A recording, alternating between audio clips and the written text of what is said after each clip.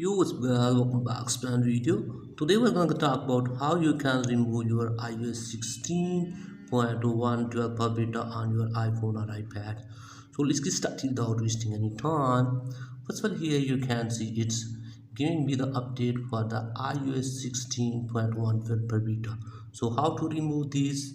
Just what you need to do is just go back, and here in the settings menu, what you need to do is just tap on general and scroll it below here and tap on VPN device management, and from here what you need to do is just tap here on iOS 16 beta software profile, and then tap on remove.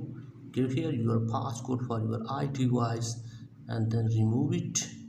Tap on not now and then go back, and again here in the software update, now you can check here, it's not giving me the update for the iOS 16.1. So that's it guys for today's video. If the video is helpful, like and subscribe to the channel. Thanks for watching.